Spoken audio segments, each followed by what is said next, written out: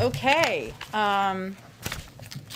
Today joining us needs hardly an introduction, our National Security Advisor, Jake Sullivan, who will be previewing the President's trip, second foreign trip, later this week. And he'll take some questions afterwards, and then I will do a full briefing, or as long as you guys would like to do a briefing after that. With that, I'll turn it over to Jake.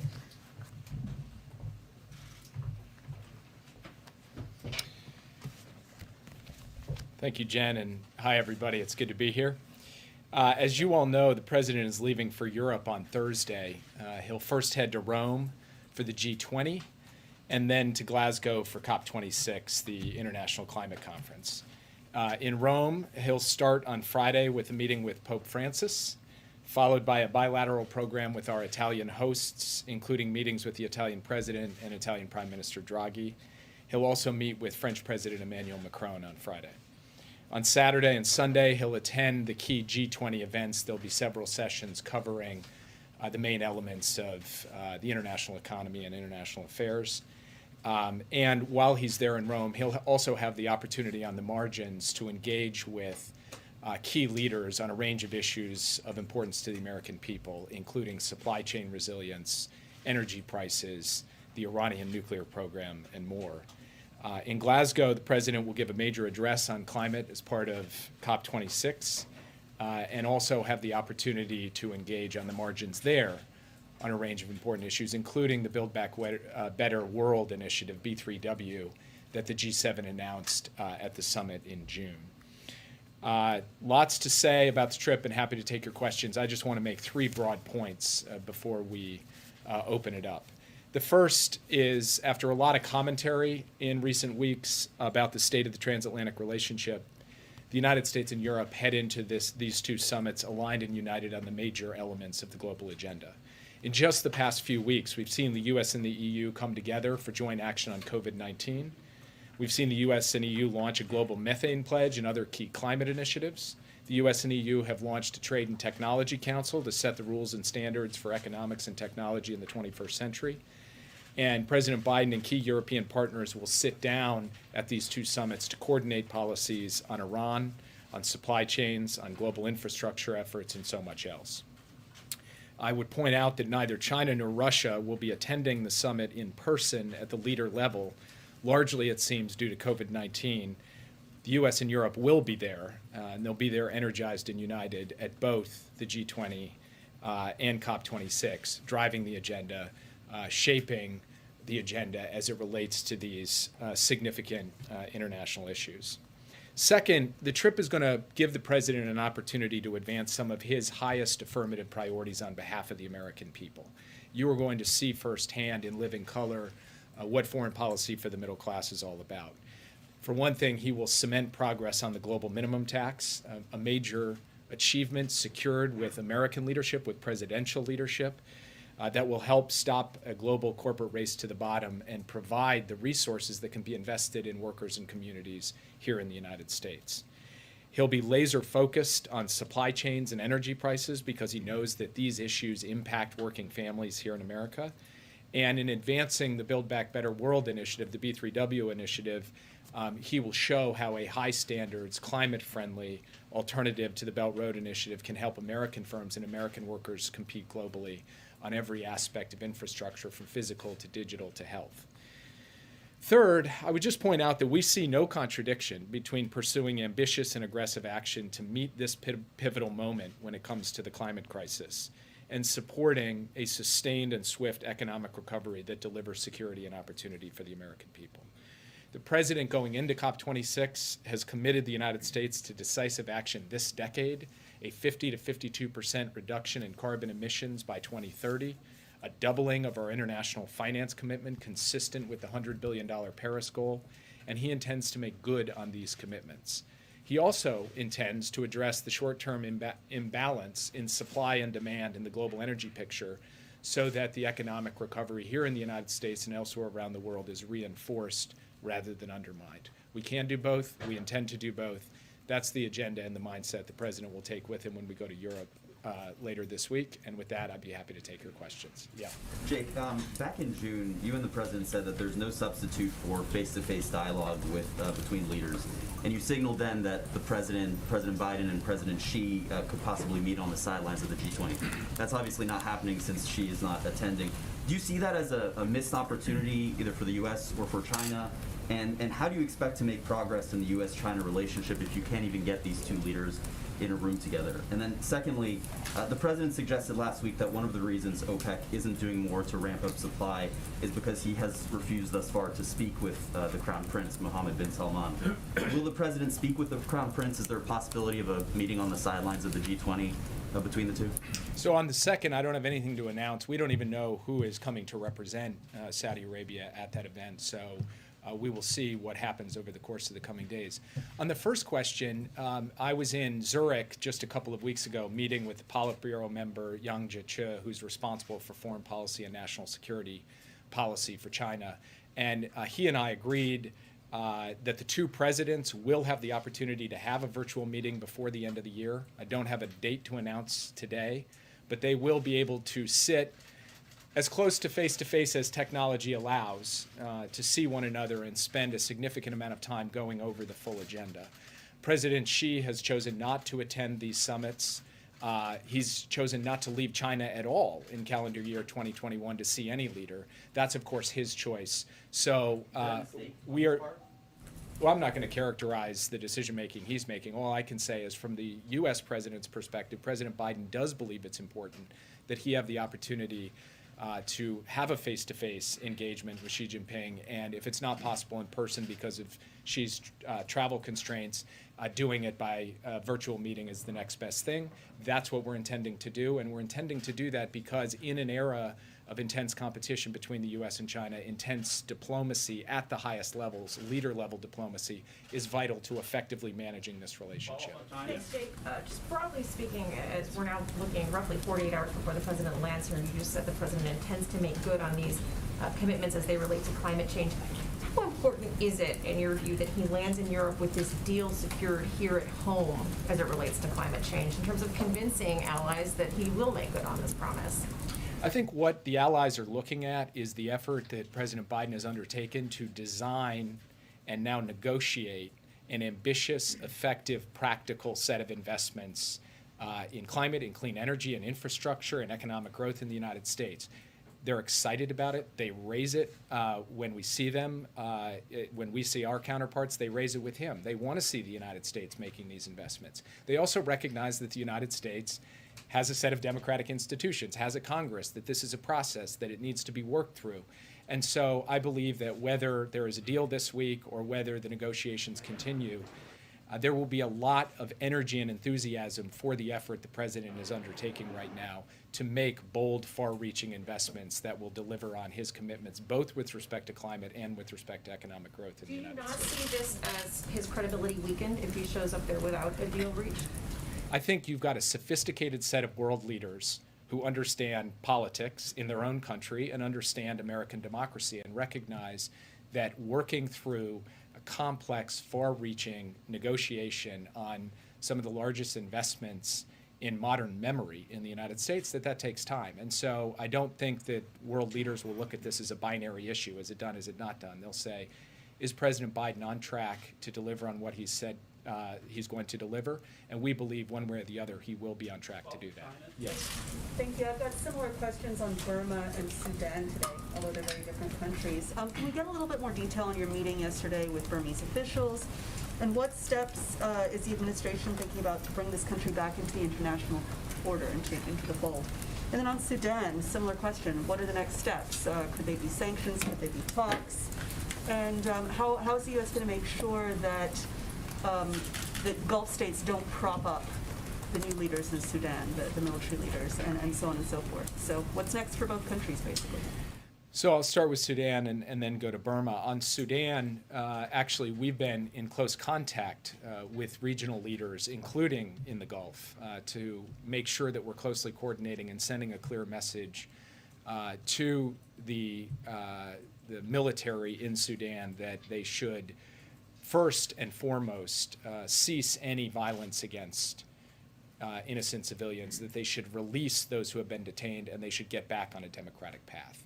We will continue to do that. We'll stay closely coordinated and aligned with all of the stakeholders who we believe have influence in Khartoum. Second, we have made clear that we are deeply alarmed.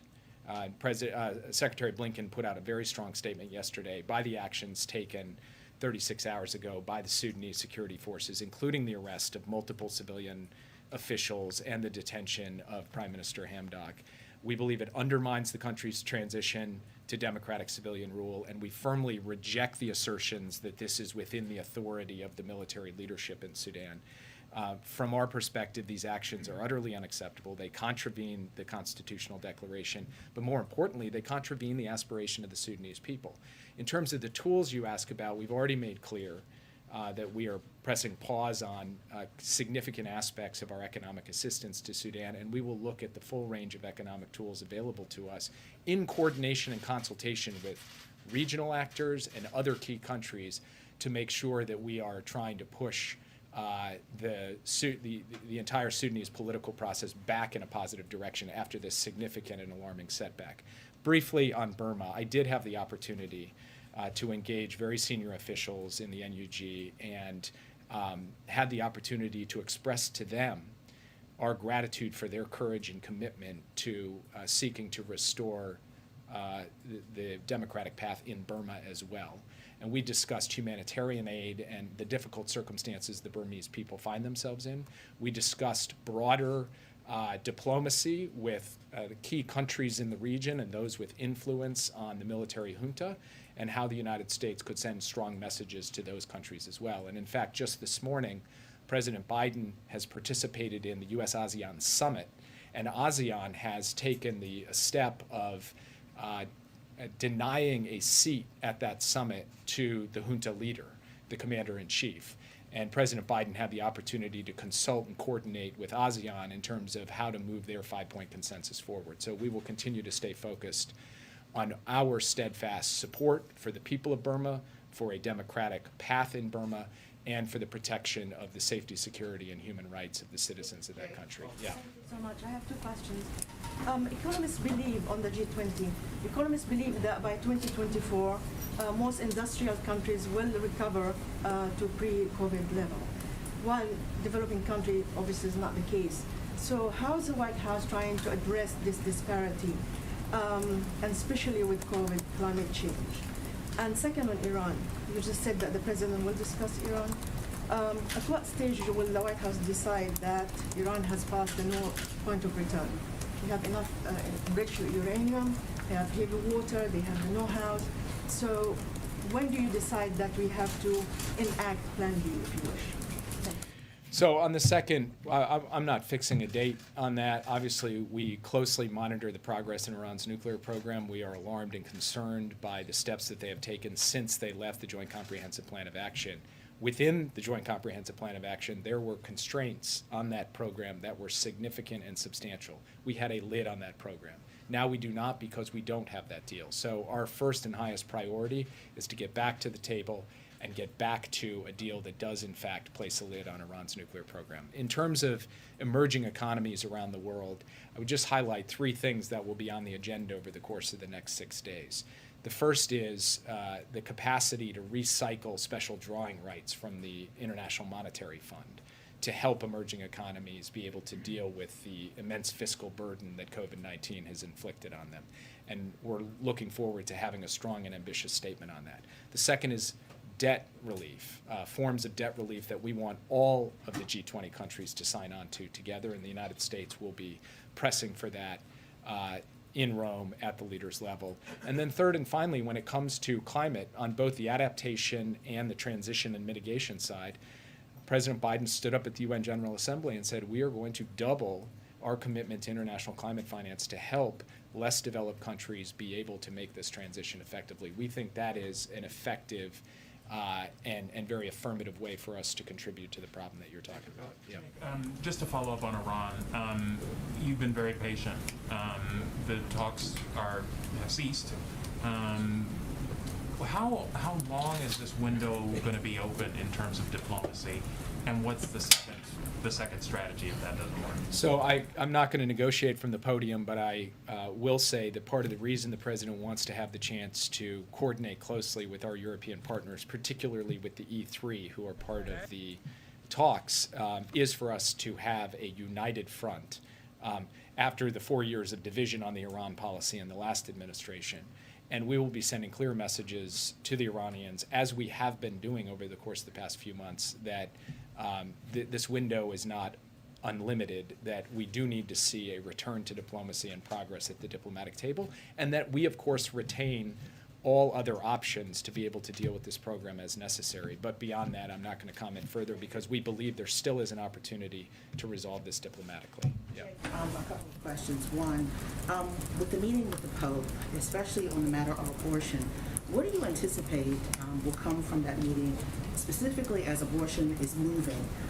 It's changing here in the United States with the pending court case happening on December 1 in the Supreme Court, and other states creating very restrictive abortion laws. The other issue, Haiti is now more of a world issue than ever before. Will that be part of the agenda? And also supply chain. What is the reality coming out of this meeting that things will open up with the supply chain issue here? Three very distinct issues. On the first one, I'm going to defer to my colleagues on domestic policy on that question. I will say that the main focus of the meeting with the Pope, first there'll be the obvious personal dimension. The President and the Pope have met 3 times before. This will be their 4th meeting. They've exchanged letters, and they will have a chance just to reflect, each of them, on their view of what's happening in the world. On policy issues, of course, in the international realm, they'll be talking about climate and migration and income inequality and other issues that are very top of mind for both of them. But as respects the issue that you raised, I would defer to others who can speak to that more expertly than I can. On Haiti, yes, this will be a topic of conversation with other countries at the G20, because what we're dealing with in Haiti is an acute situation as it respects the creeping encroachment of the gangs into the political and economic and physical space of Haiti, as it relates to ensuring that Haiti is getting the kinds of investment and international aid that it requires, and the United States has to step up and do its part, but other countries that have a long-standing relationship with and role in Haiti's development also need to step up as well.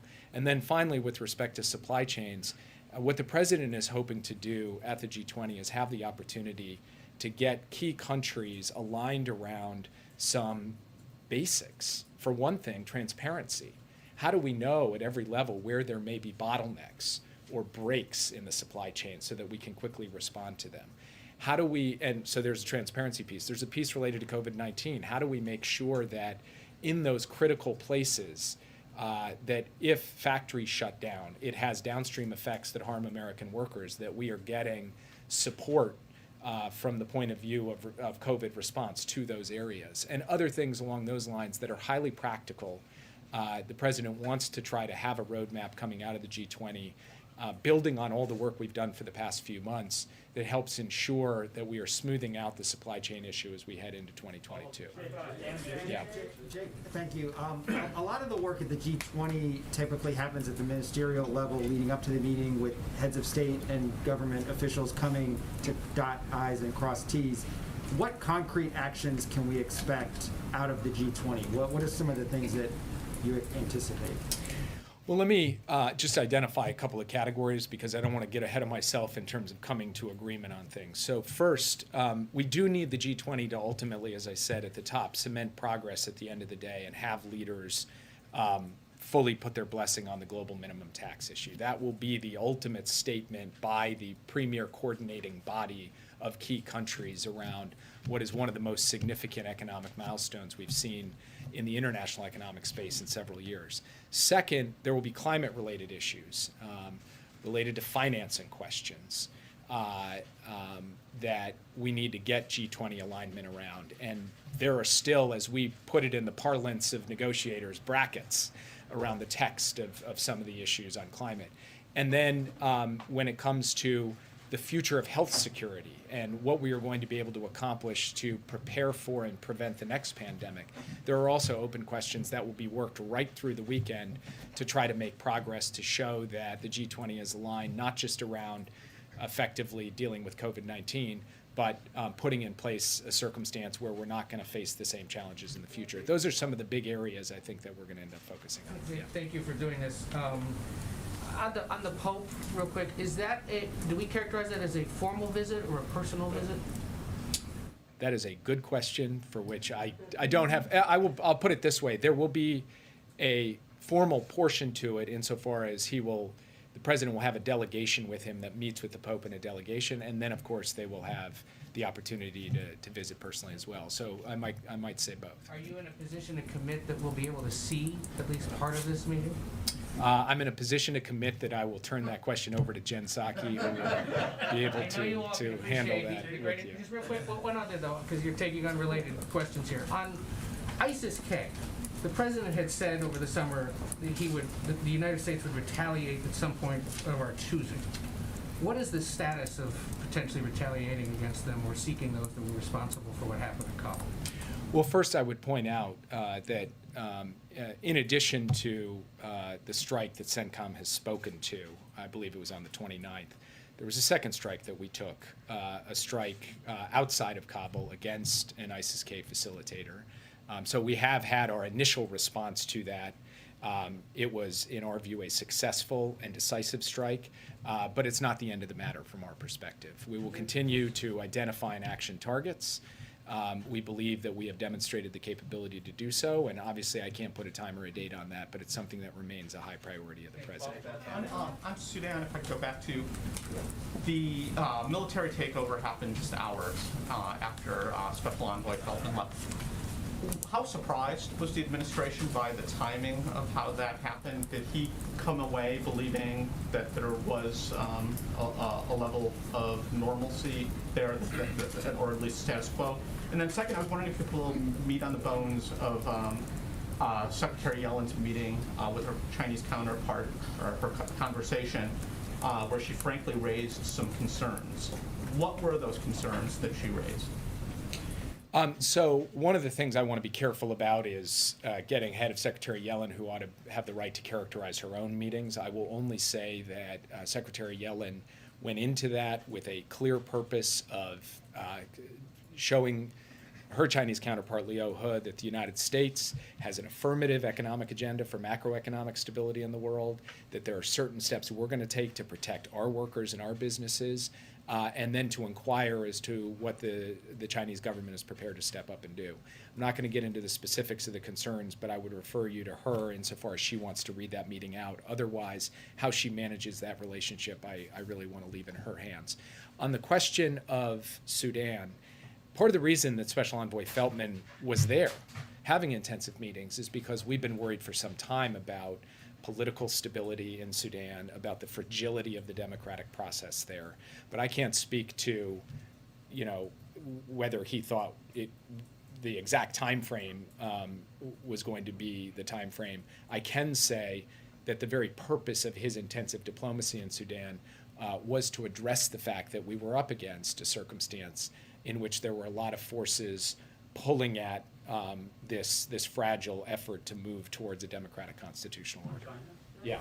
Thank you, sir.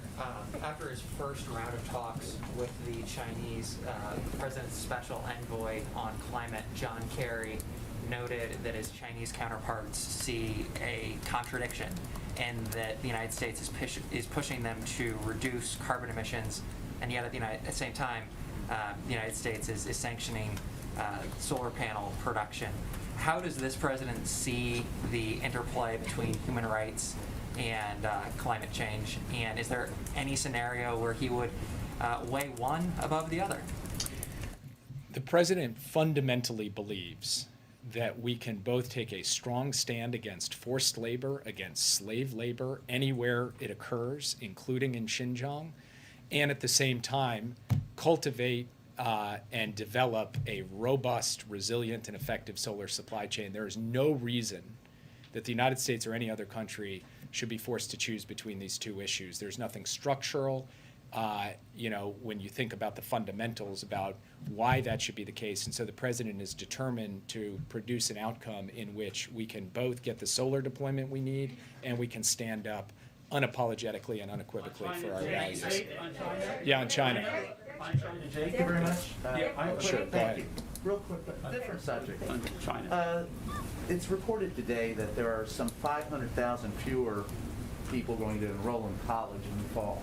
For education purposes, that estimates also that because of that, some vital roles, some vital jobs will be unfulfilled in aerospace and other industries where we have to compete economically. The president has said that economic competition with China is the future. How can we compete economically if we don't have an educated populace? Do you consider that a national security problem?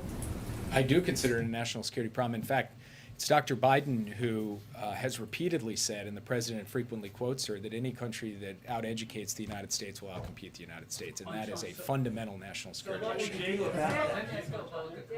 Korean Peninsula issues. A week ago, Special Representative Song Kim said he's hoping to continue to talk about the declaration to end the Korean War. And I'd like to ask you how seriously White House take that into consideration when it comes to the policy towards North Korea, and if you think it can be a catalyst to start a conversation with North Korea. I do not want to go too far publicly in terms of our intensive discussions with the Republic of Korea government. I will only say that Special Envoy Sung Kim's recent discussions have been very productive, constructive, and we may have somewhat different perspectives on the precise sequence or timing or conditions for different steps, but we are fundamentally aligned on the core strategic initiative here and on the belief that only through diplomacy are we going to really truly be able to make progress, and that diplomacy has to be effectively paired with deterrence. So on the specific issue you raised, I don't want to get into it publicly. I will only say we're going to continue the intensive conversations. On Afghanistan, I'm wondering what you are hoping to get out of the G20 discussions on Afghanistan, and if you talk a little bit about, there's a sense that Russia and China have been blocking efforts led in part by the U.S. to deliver humanitarian aid without recognizing the Taliban government. So could you kind of flesh out the state of play there? So the G20 had a leaders meeting by video conference on China a couple of weeks ago. It's not one of the core agenda items when we go. The president will obviously be able to consult with others to see how we can effectively get aid to the people of Afghanistan without recognizing or maneuvering that funding at its core through the government. I think the characterization on Russia and China, I would take a little bit of issue with that. I think that we can have constructive conversations with both of them. It will be more difficult to do in this circumstance because neither Xi nor Putin will be there. But there are other formats in which we will be able to engage the Russians and Chinese on this, including through various regional meetings where they have empowered representatives. Just to follow up on your comments on Haiti, you spoke generally, but there are 16 Americans who are still being held hostage there by one of the gangs. I know this is a law enforcement matter, but what is this building specifically doing to help free the Americans? What urgency do you feel on this issue, and what does it say about the security situation? So I personally give an update on this issue every single day to the president, who is taking a deep interest in making sure we get every single one of those people home safely. The main thrust of our effort thus far has been to deploy a significant number of law enforcement specialists and hostage recovery specialists to work closely both with the ministry, the families, and the Haitian government to try to coordinate and organize a recovery. We are looking at every possible option for how to go about doing that, and I will be sensitive to what is obviously a delicate situation, not say more here, other than we have put the assets and resources in play that we believe can help bring this to a successful conclusion. But these things operate and have operated in Haiti historically on different timetables, under different circumstances, and so we need to manage this situation as carefully as possible, so that at the end of the day we achieve our objective, which is the safe return of every single one of those, both adults and children. And the children aspect of this is something obviously the president is quite focused on, to make sure they're taken care of and that they get home okay. Just going to take one more question. Yeah. Japanese Prime Minister Kishida say he will participate in the COP26 in person. Do you expect President Biden will meet with Japanese Prime Minister Kishida there? If so, what are the main topics? So President Biden had the chance to speak by phone with Prime Minister Kishida when he secured his position as Prime Minister. They had a very good conversation. It was substantive and detailed on key issues, including regional security and global issues like the economic recovery and climate change. And I'm sure they will have the chance to see each other at COP26 if the Prime Minister is there. As for meetings, we're not at this point in a position to announce any bilateral meetings at COP26. I'm going to turn it over to Jen. Thank you so much, Jake. Okay. All right. We are going to continue the briefing. Thank you, Jake, for joining us. A couple of items for all of you at the top. Yesterday, the Treasury Department released new data on the Emergency Rental Assistance Program, which shows that through September, state and local emergency rental assistance programs accelerated distribution and have now made more than 2 million payments to vulnerable households, totaling more than $10 billion. In September, which marked the first month since the Supreme Court overturned the CDC's national eviction moratorium, state and local governments distributed nearly $2.8 billion to over 510 households across the country. Those are people who could stay in their homes as a result of these programs and the way that it's being implemented by state and local officials. $5.3 billion in assistance was distributed in August and September alone, more than all previous months combined. Many renters, of course, remain at risk, but data from Princeton University's eviction lab suggests that so far there has been no national spike in evictions following the federal moratorium coming down, with eviction filings remaining below historical averages. This is really a credit to this funding and the state and local implementation of this, that, as we've said from the beginning, was a way to basically implement a moratorium at a state-to-state level. We, of course, remain vigilant and focused on our all-of-government approach to keeping people safe and housed during the pandemic through interventions including the Emergency Rental Assistance Program, court-based eviction diversion efforts, and encouraging local eviction moratoria and protections. Also wanted to note as an update, and this didn't come up, but I thought we might have, but an update on our global vaccination efforts. As you know, every day we continue exploring and pulling every unique lever we can to get vaccinations out to the world, both in the near and long terms. It's not just sharing doses more doses than all countries combined, and committing to donate over 1.1 billion doses, but also supporting an IP waiver at the WTO and calling on every country to do more. We know there's immediate urgency for so many countries, which is what is exciting about today's announcement of a U.S. brokered deal between the African Union and Moderna to get doses to the continent with much needed urgency. This deal will get the continent Moderna doses that have been long awaited and in high demand. And as you all have noted and asked me about in the past, Africa and African Union is a part of the world in great need, of course, of additional assistance. It will help them get the need in procuring more Moderna vaccines. We will defer delivery of approximately 33 million doses of Moderna, of our own doses, between December and February that were originally intended for the United States, so that the African Union can instead purchase and take delivery of those doses. And this unique arrangement will help facilitate an agreement between the African Union through its vaccine acquisition vehicle and a U.S. manufacturer, Moderna, for a supply agreement for 50 million doses with an option for a further 50 million. This is on top of the 55 million doses, if you're all keeping track of the numbers here, that we have shipped to Africa to date, the 17 million doses of Johnson & Johnson that will be sent to Africa in the coming weeks, and tens of millions of Pfizer vaccines that will be shipped. And one more item, because if you join the press team, you get married. That's my promise. And Emily is here because I asked her to come out here because Emily is getting married on Saturday, and we're very excited for her. So we just wanted to celebrate. Now, what it is. Now, I'm gonna have to get more creative with the next people who get engaged and married, but I did bring her a sash because everybody liked the sash that Chris had so much. So you have to come up here, Emily. And I feel like this is just a moment. Oh, there we go. to talk about, just briefly, Emily, who has been a part of the team since the spring, and we stole from Congressman Adam Schiff. Thank you, Adam Schiff, again. She came from an Intel background. We asked her to become an expert on the economy. She's gotten her master's degree in economics and been just an incredible member of the team. The last thing I will say is nobody can call or email Emily while she's gone on her honeymoon. Call me, Chris, Kareen, any of us. She can throw her phone in the river. Okay, with that, while she gets married. Amr, go ahead. Great sash, and congratulations.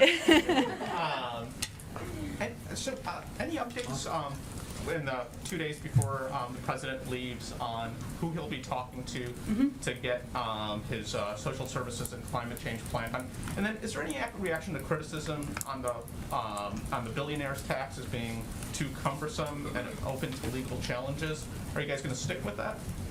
So on the first part of your question, the president will have more members down here today. He could certainly have more members down here tomorrow, and we will keep you abreast of all of those. But he has flexibility in his schedule to ensure that he can make those calls, he can invite people into the Oval Office, and obviously this is a top priority to keep moving his agenda forward in advance of his trip. I would also say that there are phones on Air Force One and also in Europe. And so he will continue to be engaged even as we move to the trip. As it relates to the second part of your question was about the taxes component. Yeah. Well, as we've talked about a bit in here, when the president proposed his initial Build Back Better agenda, he rolled out a series of tax reform initiatives that were as important to him as the investment initiatives, because he feels that our tax system is unfair, that it's outdated, and that it was long in need of reforms. And so you're referring to what has been shorthanded out there as the billionaire's tax, is an idea that has been put out there by a number of members of Congress, including our friend Senator Warren, and it is one of the ideas that is under consideration and discussion. I will note that there are a lot of different tax proposals that are out there that are being discussed by members right now as a means of not just paying for the package, but again, making the system more fair, including a corporate minimum tax that would include a 15% corporate minimum. As a reminder, 55 companies last year of the top companies paid zero in tax, and so that would be an important step forward. A global minimum tax, something that would be on the agenda, that is a key part of the agenda at the G20. We're working to get 135 or more than that countries to agree to that. That will disincentivize companies from moving jobs overseas. And enforcement, IRS enforcement, something that Treasury secretaries, Democratic and Republican Treasury secretaries, have said could be an enormous revenue raiser and something that was long overdue. So it is one of the tax proposals out there that is being discussed as we get to this stage of the negotiations. And then if I could just follow briefly, a question was asked of Jake on going overseas and pushing on climate and pushing on some of these other things when you're having trouble getting it done at home. Jake made the point that these politicians are sophisticated and understand domestic politics is complicated. But how is the president going to go about talking about this? It's going to definitely loom large if there isn't a deal by the time he gets on that plane on Thursday. Well, I would just echo a little bit of what my colleague Jake Sullivan said, which is these global leaders are sophisticated. They're familiar themselves, although they all have different systems, with how you legislate here in the United States. They watch closely. They know that it can take some time. And what the president is going to go to the G20 and COP26 with is either agreement, which, as he said, is his preference, or a commitment to continue to press forward on what will be the largest investment in addressing the climate crisis in U.S. history, 6 times the size of the Recovery Act, which would be the second largest investment in climate in history, and a commitment to do everything he can through executive action and through working with the private sector. So global leaders, I think the point Jake was making is that global leaders, one, understand that it can be a lengthy and messy process, bills becoming a law here in the United States, and also they have seen the president raise up climate as an issue that is a central priority for him in his presidency. Go ahead. Well, on that, I get the idea that global leaders are sophisticated and watch our system closely. Would it be easier to convince the rest of the world to adopt these aggressive climate change proposals if he went there with the U.S. having done so already? Well, Ed, as the president has said, it would be his preference. Yes, that's why we're pressing so hard. That's why the president has space in his schedule to move forward and move his economic agenda forward. But it is also important to note that we have made a significant amount of progress, and we are almost there, and that the president is on the verge. We are all on the verge of passing a bill that is the largest investment in addressing the climate crisis in history. And of course, global leaders take note of that too. And is there, you don't have to name it necessarily, but are U.S. officials aware of a country, perhaps, that would adopt these changes if he showed up with the U.S. having done so? Not that I'm aware of that are looking for a vote in order to move forward, no. And just a clarification, another follow-up to that. Sure. The fact that the schedule is still a little in flux, it's unclear who else he might be meeting with on the margins. Is that because... You mean on the trip? Yeah, on the trip, yes, not here. On the Yeah. margins, he's going to meet with all sorts of people. So. Yeah. Just look out your window, see who's coming down. Yes.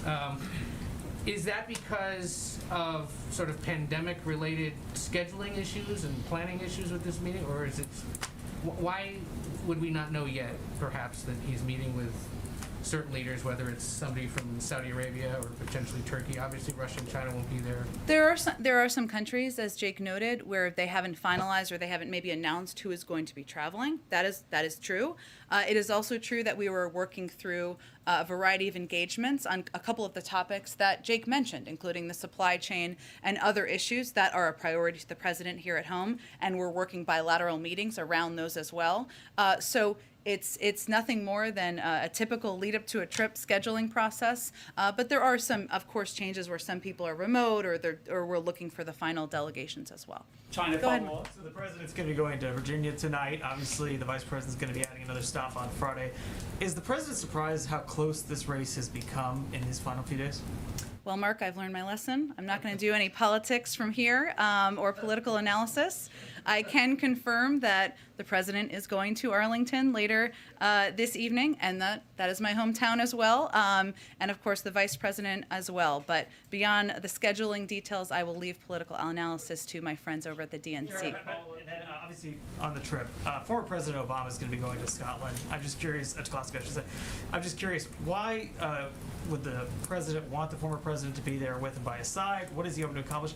And should we read anything to that it's President Obama going and say, not Vice President Harris? Well, first I would say this is a global crisis that needs the power, the influence, and the impact of every current and former leader who's willing to go to Glasgow or stand up and shout that from the rooftops. So President Biden certainly welcomes the fact that his friend and former President Obama will be traveling there. They're not there at the same time. There's a bit of a gap between their visit, and as you know, it's about a 2-week trip, COP26. So there is plenty of time for many prominent officials and prominent leaders to speak out about the climate crisis. As you know, it's not typical for presidents and vice presidents to travel together or to go to the same trips. So I think it's a reflection of that. And the vice president, of course, will be traveling to France soon as well on her own diplomatic trip. And last question for me on the economy. I don't know if you saw the New York Times this morning about the cost of Thanksgiving could be some of the highest that we've seen in a long time. We've obviously heard the president talk about gas prices as well. He was asked last week on that CNN town hall. Would there be a price that gas would have to get that the president would say, okay, now's the time to tap the strategic petroleum reserve? Well, the president reserves a range of options, and he is certainly quite mindful of the impact of any increased cost on the American public. There are a range of factors here which we could delve into, but I will say that on gas prices, one of the issues that Jake referenced, and obviously as we have more details on what this may look like, we'll share it with all of you, is being able to raise our concern and the president's concern about supply issues as it relates to oil, and that's something that certainly he can do on the international stage, and there's a power of the president of the United States engaging on that front. That issue has been raised at Jake's level, at a range of levels throughout government, but certainly the supply and OPEC and putting additional pressure on OPEC is something that that certainly our national security team will continue to do. I will also note that as it relates to gas prices, we remain concerned about trends we have seen where even as supply has increased at times over the last several months, we've still seen heightened prices. The FTC, we've asked the FTC to look into that. They've said they were doing that. But as it relates to costs, there's a number of steps. So let me just give you just a brief update on one step we are taking at the ports that is new, kind of new information.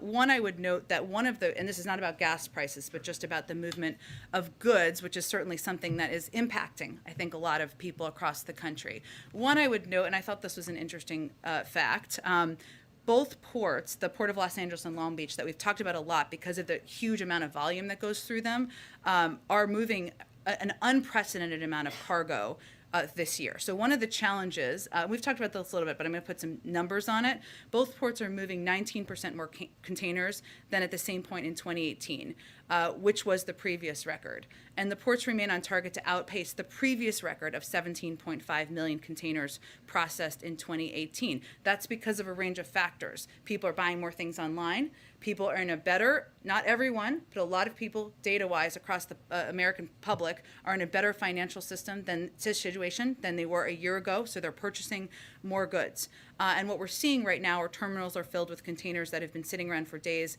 without getting picked up, and that holding goods in these containers, and that is obviously a challenge. So yesterday, I just wanted to note that the ports announced they will address this problem and no longer let carriers use the ports as warehouse space, and this will hopefully help move things a little bit more quickly. And starting on November 1st, for the first time, the ports will charge carriers $100 per container scheduled to be moved by truck that has sat on that port for 9 days and more, and $100 per container scheduled to be moved by rail that has dwelled 3 days or more.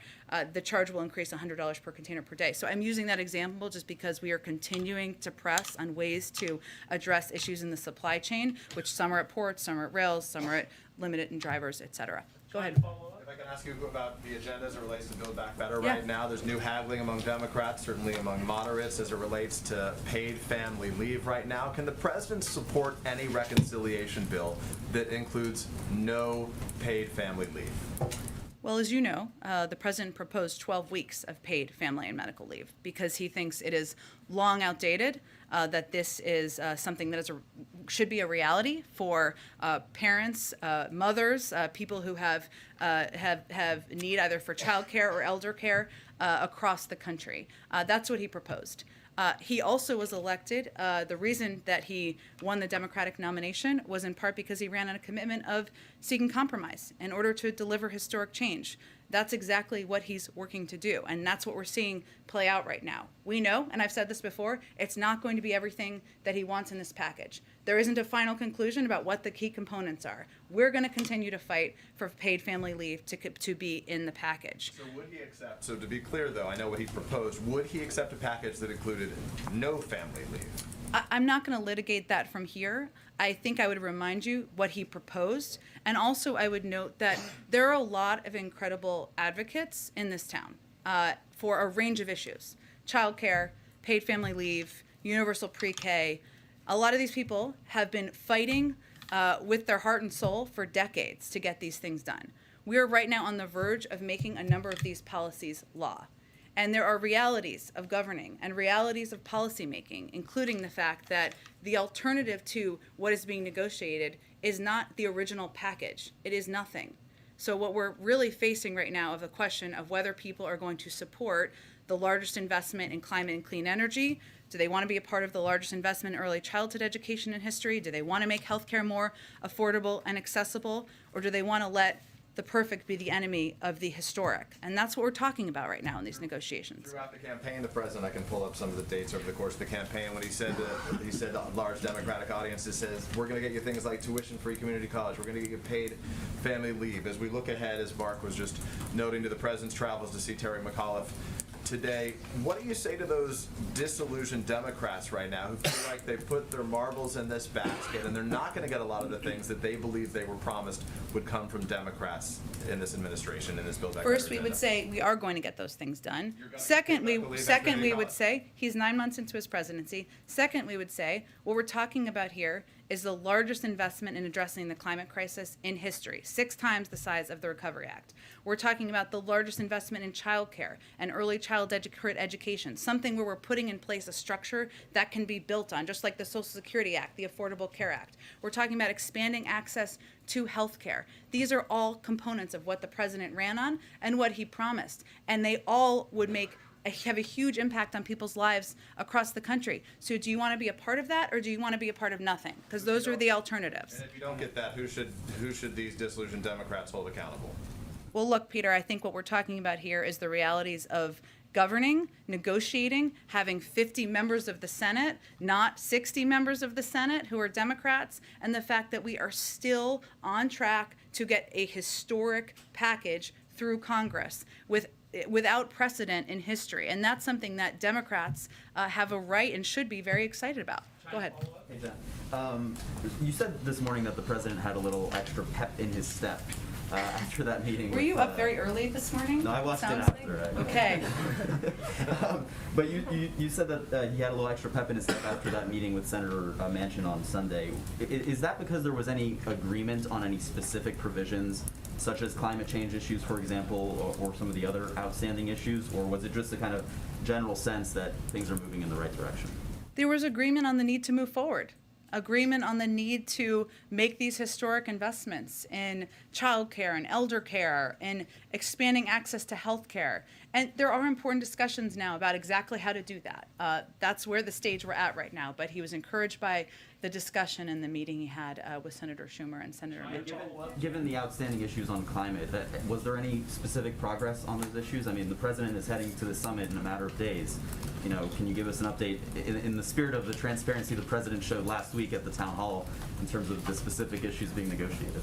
Well, let me talk to you about a couple of the components. I mean, what we're looking at right here on climate specifically, again, I've said a couple times, historic investment, many, many times larger than currently the largest investment in climate change or addressing the climate crisis in history. But what we're talking about here, some of the areas of consideration are creating new grants and loans to support industrial sector decarbonization from steel, cement, aluminum, in addition to expanding relevant tax credits to support this goal. Creating targeted manufacturing credits that will help grow domestic supply chains for solar, offshore and onshore winds, with some of those credits targeted to auto and energy communities. Expanding access to rooftop solar and home electrification to yield consumer savings. Expanding grants and loans to rural co-ops to boost clean energy and energy efficiency, and expanding grants and loans in the agricultural sector. So what we're talking about there is really in a cross-sector industry, a range of industries, obviously agricultural, industrial, and also to consumers, incentivizing what we all need to be doing, which is moving toward a stronger focus on addressing the climate crisis. Just on Facebook, the president hasn't really weighed in too much in a substantive way on the revelations that we've seen from these leaked documents, the hearings that have happened in Congress. I'm wondering if we can expect to hear from the president directly on that soon, and if you could perhaps lay out his position as it currently stands on those issues. Well, he has a couple press conferences coming up on his foreign trip. He answers questions several times a week, as you know. I will say that, as the president has said before, he has concerns about the power of social media platforms to and the lack of progress in addressing issues like vaccine disinformation and election disinformation. And I know there's been a range of reports out there about what he's looking to see and who's representing his interests. Here's the truth. If people are representing his interests at any of these social media platforms, they do more to crack down on vaccine disinformation, on election disinformation. And he's talked about his support in the past for reforms to Section 230. That remains his position. And obviously seeing not just the testimony, but some of the revelations that have come to light is a reminder of the needs for some of these reforms. Go ahead. Jen, just to quickly follow up on the climate question. Yeah. One thing that we've reported is a methane fee on oil and gas producers. How much of a setback is that for you and your overall methane and climate goals? Well, I know that some spokespeople from Leaders on the Hill have conveyed that it was still a part of the discussion and negotiations, so I would point you to that. So it is, from your perspective. I would low point mark. you to leaders and members on the Hill who have spoken to this recently. And what's your message to people like Representative Jayapal, who said that they want to see both of these things, the infrastructure, the broader Build Back Better bill, voted on at the same time? Is that something that you're okay with if that means pushing things out a couple weeks? We'll leave the mechanics to Speaker Pelosi and Leader Schumer. Obviously, the president continues to want to get both pieces of legislation done. We are in regular touch with Congresswoman Jayapal, who we've been working with through every stage of this process. Go ahead. Following up on this climate question, you just listed these historic investments, grants, loans, tax credits, manufacturing credits, you said, but environmentalists are pretty vocal about this. They say you need penalties in order to get industries to make these major conversions that they need to make. So how do you get to these 2030 goals, focusing on incentives? Well, I would note that there have been also outside experts who have provided analysis that says that there are a range of ways to reach our goals, to reach the bold, ambitious climate goals that the president has outlined, including a number of the steps that I have outlined here. You're talking about the Rhodium Group. They say there are a lot of ifs. They say all must act, that you need Congress in order to do this. You don't have Congress right now on a lot of these. We do have we are working with Congress on a historic investment in addressing the climate crisis, the largest by many times in history. So that is what we're working toward. Jen, go ahead. I was wondering if you could walk us through what happened with Turkey over the last couple of days. There was this threat to expel our ambassador. Then we issued the statement confirming our compliance with the Vienna Convention. And so I'm wondering, should that statement be read as us in any way retreating from the letter that we put out that sort of kickstarted this whole thing, that said that the continued detention of that philanthropist there was a shadow over, respect for democracy and rule of law?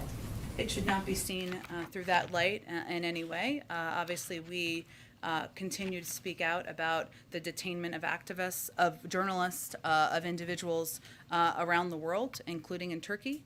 And we also raise issues privately and publicly where we have concerns, as we have in this case. Turkey remains a NATO ally, a country that we will continue to work with on a range of joint shared interests moving forward. A number of issues, but also on defense contracts with Turkey. Is there any plan for the president to meet with President Erdogan at these upcoming summits? We have space, as I think Ed noted, in the schedule, which we're working to finalize for additional bilateral meetings. As you know, he met with his Turkish counterpart when he was in June on his first foreign trip. But I don't have anything to predict quite yet, and hopefully, with each day that follows, we'll have more. For those of you who are on the plane, we're going to do another gaggle with Jake on the plane on the way there. Go ahead. Thank you so much. I'm wondering what more you can tell us about the president's visit with the Pope. And Jake had deferred to you on Ed's question about press access. So can you guarantee press access for that meeting with the Pope? What I can assure you of is that we are working through every lever we have to advocate for access for the press pool and for press when the president visits the Vatican. We believe in the value of the free press. We believe in the value of ensuring you have access to the president's trips and his visits overseas. So I don't have an update for you. We are going on a visit. It is not a host here, so I can't offer you a guarantee, but I can guarantee you we will continue to advocate. And one more on Saudi Arabia as well. Yeah. This weekend, 60 Minutes interviewed exiled Saudi ex-intelligence official Dr. Saad al-Jabri. Former acting CIA Director Michael Morrell has said that the information relayed by Dr. Saad has saved American lives. So first, what does the U.S. and the intelligence community owe Dr. Saad for the lives he has helped to save? And his children are being currently imprisoned in Saudi Arabia. So what is the U.S. doing to secure their release? Well, I did see the story. I don't have anything additional in terms of intelligence assessments. I can check with our State Department team and see if there's additional updates I can provide to all of you. Thank you all so much. Have a great